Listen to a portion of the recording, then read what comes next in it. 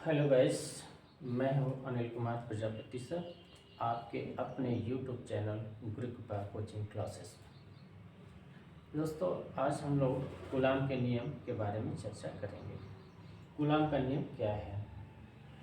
जैसा कि आप लोग जानते हैं कि दो आवेश हैं तो उन पे या तो आकर्षण हो सकता है या तो उन पे प्रतिकर्षण हो सकता है। अगर दोनों समान आवेश हैं, जैसे प्लस है और दूसरा प्लस है, तो समान आवेश के कारण इन दोनों आवेशों के बीच प्रतिकर्षण बल लगता है। प्रतिकर्षण।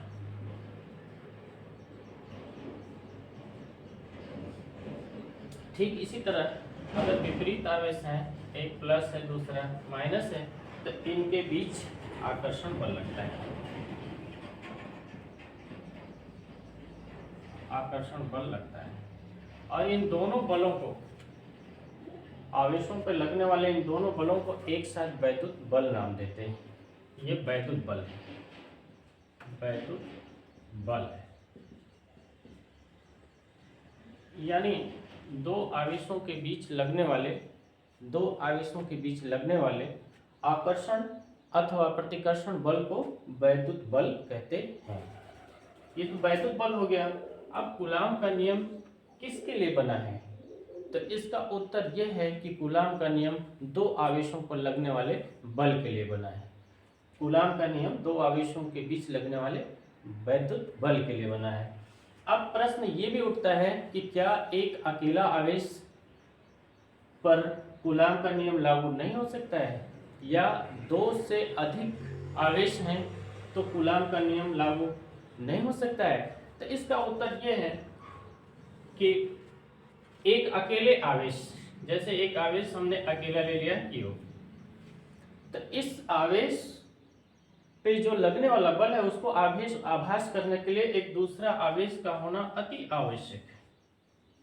ये ठीक उसी तरह से जैसे कोई मनुष्य यहाँ पे है, कोई आदमी यहाँ पे है, ये इसने कुछ बोला तो एक बगल में कोई दूसरा आदमी है तो उसको उसकी आवाज को आभास करने वाला होना चाहिए। या फिर ऐसे कह लीजिए कि ये कोई भी गतिविधि करेगा तो इसको कैसे पता चलेगा, ये दूसरा ही जान पाएगा। ठीक उसी तरह से इस आवेश पे खुद कितना बल लग रहा है अकेले नहीं आभास कर पाएगा। इसको जानने के लिए, इसके बल को आभास करने के लिए दूसरे आवेश का होना अति आवश्यक है। तो इस तरह हम समझ पाते हैं कि दो आवेश पर ही कूलाम का नियम लागू होगा, अकेले एक आवेश पे कूलाम का नियम लागू नहीं होगा। फिर प्रश्न ये भी उठता है कि दो के अलावा यदि तीन आवेश हैं तो क्या कूलाम का नियम लागू हो जाएगा? बिल्कुल लागू हो जाएगा, क्योंकि हर आवेश एक दूसरे के साथ, इसका इसके साथ, इसका इसके साथ या इसका इसके साथ, एक दूसरे के साथ सबका बल का आभास होगा। इस वजह से किन्हीं दो आवेशों में इसमें से कोई दो आवेश चुनेंगे और इन दो आवेशों को बारी बारी से लेकर के सारे आवेशों पे लगने वाले बल को हम आभास कर सकते हैं। तो इस तरह से हम कह सकते हैं कि कूलाम का नियम दो से अधिक आवेशों पर लगने वाले बल के लिए भी लागू हो सकता है। तो अब हमने ये जान गया कि कूलाम का नियम दो आवेशों पे भी लगता है और दो से अधिक आवेशों पे लगने वाले बल के लिए भी लगता है। अब हम ये जानना चाहेंगे कि कूलाम का नियम है क्या। इसको जानने के बाद सीधे आते हैं कूलाम के नियम पर। कूलाम का नियम ये कहता है कि अगर y या निर्वात में दो बिंदु आवेश हैं, जैसे एक है Q1 और दूसरा आवेश है Q2, दो बिंदु आवेश है Q1 और Q2 और कुछ दूरी पर स्थित हैं एक दूसरे से मान लेते हैं कि ये r दूरी पर स्थित है, कुछ दूरी पर स्थित है। एक आवेश है Q1, दूसरा है Q2 और आपस में कुछ दूरी पर स्थित। तो इन दोनों आवेशों के कारण इस पे जो लगने वाला बल है वैद्युत बल, वो F दोनों आवेशों के गुणनफल Q1 गुणे Q2 दोनों आवेशों के गुणनफल के अनुक्रमानुपाती और इनके बीच की जो दूरी है, इनके बीच की दूरी r है, उसके वर्ग के व्युत्क्रमानुपाती होती है। इसको नंबर 1 कर सकते हैं, इसको नंबर 2 कर सकते हैं। फिर से देखते हैं इसको कि कूलाम का नियम क्या है। y या निर्वात में स्थित किन्हीं दो बिंदु आवेशों के बीच लगने वाला वैद्युत बल, चाहे वो आकर्षण हो चाहे वो प्रतिकर्षण हो, वो दोनों आवेशों के गुणनफल के अनुक्रमानुपाती और उनके बीच की जो दूरी है उसके वर्ग के व्युत्क्रमानुपाती होता है। इसे ही कूलाम का नियम कहते हैं। दोनों आवेशों के बीच लगने वाले बलों के लिए कूलाम ने एक जो नियम दिया था वो यही है।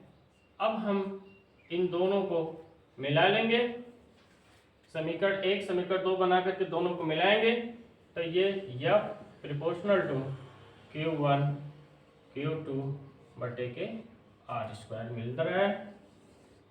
आगे इसको ले जा रहे हैं तो ये प्रोपोर्शनल हटेगा तो यहाँ पे एक कांस्टेंट आएगा, तो F बराबर एक कांस्टेंट आ गया स्मॉल के Q1 Q2 बटे के R²। के प्रयोगों द्वारा के का जो मान है, प्रयोगों द्वारा के का मान 1/4 पाई एप्सिलॉन नॉट पाया गया।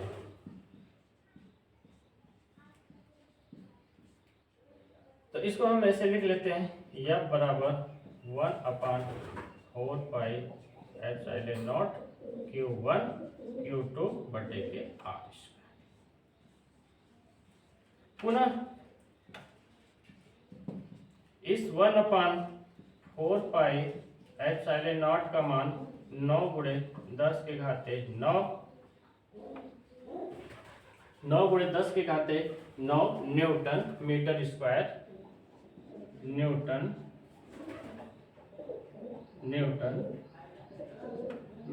स्क्वायर प्रति कूलाम स्क्वायर पाया जाता है। तो फिर हम इसके जगह पे 1/4 पाई एप्सिलॉन नॉट की जगह पे 9 गुणे 10 घाते 9 लिख सकते हैं। तो ये आपका बन जाएगा F बराबर 1/, अब ये हट जाएगा 1/4 पाई एप्सिलॉन नॉट की जगह पे हम लिखेंगे 9 गुणे 10 के घाते 9 Q1 Q2 बटे। ये फाइनली दो आवेशों के बीच लगने वाले बल का सूत्र हो गया। यहाँ पे हमने पहले ही बताया था कि y या निर्वात के लिए, y या निर्वात में, लेकिन अगर कोई माध्यम बीच में हो और जिसका परावर्तनांक k हो, तब क्या होगा कि 1/4 पाई एप्सिलॉन नॉट के बाद k भी आएगा। तो हम इसको आगे लिख लेते हैं, मिटा देते हैं इसको।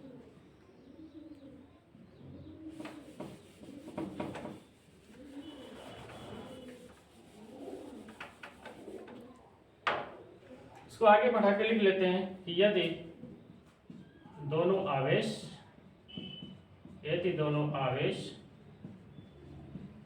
किसी परावैद्युत माध्यम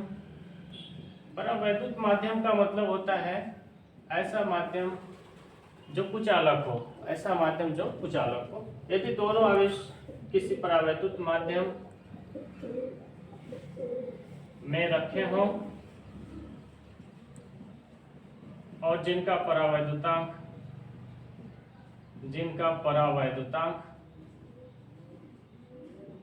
K हो, कैपिटल K हो, तो हम इस वाले सूत्र को ऐसे भी लिख सकते हैं, यह बराबर 1/4 pi epsilon not K Q1 Q2 बटे के R², Q1 Q2 बटे के R²। एक यहाँ पे एप्सिलॉन शब्द आया है, एप्सिलॉन नॉट, ये क्या है? लिखेंगे जहां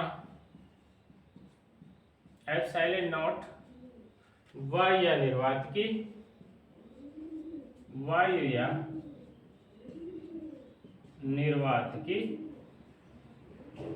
विद्युतशीलता है, वायु या निर्वात की विद्युतशीलता है।